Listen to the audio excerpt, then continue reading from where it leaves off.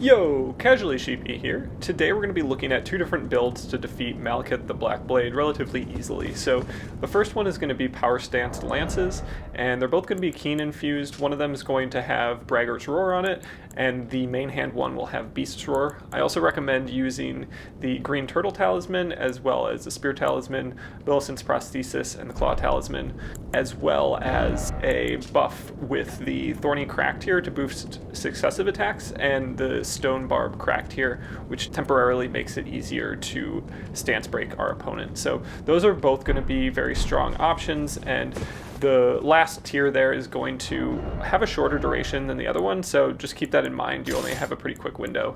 Now, the other setup that we're going to be running is swapping out the Spear Talisman for the Rotten Wing Sword Insignia, and these talismans together are going to work really well together, especially with the Power Stance moveset on the Godskin Peelers, and that's because Rotten Wing Sword Insignia as well as Millicent's Prosthesis are going to boost with successive attacks, so your AR is just going to go up as you land jumping attacks, and then the Claw Talisman is also going to boost that, as well as the Raptor's Black Feathers. So lots of AR buffs will come into play as you land jumping attacks, and these options together are just so strong. We'll also have the Imp Head, which is going to boost our dexterity, and we'll have Millicent's Prosthesis also boosting our dexterity. So really we have just a number of different ways to optimize for this build and make this boss fight quite a bit easier. Reaching the boss is not too difficult. This will be in Farum Azula, which is over here on the map, and we'll start at beside the Great Bridge. That Grapes Point is going to be the quickest way to get there. You can just run up these stairs, and at the end of this kind of long leading pathway, you'll find Maliketh the Black Blade. There will be some PvE guarding it, so I recommend taking care of the PvE first, and that way you won't have to fight it every single time or take damage on your way. You'll also be able to do a little bit more buffing in peace before you go through the door, so I recommend something like Braggart's Roar and using your Physic right after you pass through the door.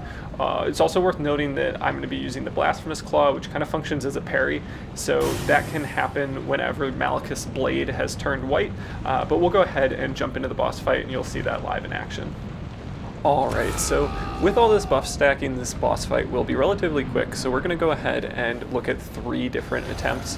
This first one is going to be a flawless. The next 2 will not be flawlesses, but I think they will demonstrate different times when you can go for attacks. So first thing you'll notice is after the big kind of plunge into the Beast Claw incantation, we are able to get a nice jumping attack, and we get another jumping attack very quickly, and that is enough to poise break our opponent, and we're able to get a crit, which moves us on to phase 2. So as you can see, just like the amount of time that this takes when done correctly is quite low. So we're first going to avoid one of Maliketh's most difficult to avoid attacks, which is when the kind of sphere of red shows up, and you really want to be behind your opponent there. We'll also note that the Blasphemous Claw comes in clutch right here, and the Blasphemous Claw is very much worth the effort to kind of get the timing down, because when you land it, you can get so many nice jumping attacks in a row, and you don't really have to worry about your stamina management. Now, we do end up getting a crit off of the first jumping attack, and that gets Maliketh to very low health, and so we're able to just go for one more jumping attack. So that's a great way to slow down Maliketh, and is a great way to just do a ton of damage all at once. Next up, we're going to be using our Godskin Peeler build, and we've used Braggart's Roar, and we've also used our Physic.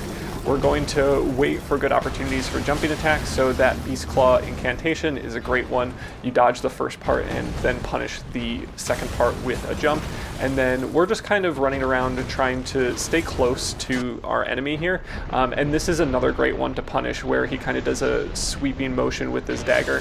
You can kind of just walk around it and then go for a jumping attack when he's in his recovery animation. So that's another great jumping attack moment, and I'm really staying close to his feet unless he goes for this attack, in which case I just completely run away. Having Beast's Roar on your weapon can be a nice way to just do a little bit of chip damage and maintain pressure against his stance. So here again we get that classic jump attack after the Beast Claw incantation, and we go for one more jump attack, which moves us into phase 2. So now we're going to be trying to stay near Maliketh's feet. The first couple moves we decide to just wait it out. We don't want to rush things too much. And then we do get the Blasphemous Claw for the essentially a parry, and just get so many jumping attacks. We've basically finished off Maliketh at this point. So that's why the Blasphemous Claw is super useful. Now this final one is going to be a little bit quicker. Here we're getting some early attacks with Beast Roar, which I definitely recommend, and we're going to get one jumping attack. We do get clipped, but we're going to be, continuing to be aggressive, stay at his feet, and then just wait for the right moments to go for jumping attacks. So that plunge attack, the one without the Beast Claw incantation, is another great one. And we do get a stance break. We're hoping to get a jumping attack and a crit. Unfortunately, we only get a jumping attack. And here we see the blade go into his mouth, which means he's going to go for this kind of giant boulder attack. So we do unfortunately take quite a bit of damage, but we end up punishing another one of his attacks with a jumping attack and move on to phase 2 with Maliketh. So we're able to get an early jumping attack. We do wait a little while, and this is something that can happen a lot where Maliketh will go into the pillar. So I definitely recommend just waiting to see where he spawns and not rush into things. And what we're basically doing is waiting again for good moments for jumping attacks. So he likes to be on the ground and do like 2 different attacks, and usually the second one is the better one to punish. You don't really want to try to punish the first one. So again, he's going to go for one of his very deadly attacks here, where he goes to plunge his sword into the ground. We're going to wait again, and he's going to climb up onto the pole, go for one of those kind of like discs of red fire. We're going to dodge that, and here we're not going to try to punish that first attack, but we are going to try to punish the second attack with a jumping attack, and we do manage to get that to connect. We're also really wary of our stamina here. These jumping attacks eat up a bunch of stamina, so we don't want to be caught with negative stamina. So here we're staying behind Maliketh, and that's really helpful because when he goes for this sphere attack, we're in a great position to punish it with another jumping attack. That's pretty much all I wanted to say about this. If you have any questions, definitely let me know, and if you wouldn't mind subscribing, I'd definitely appreciate it.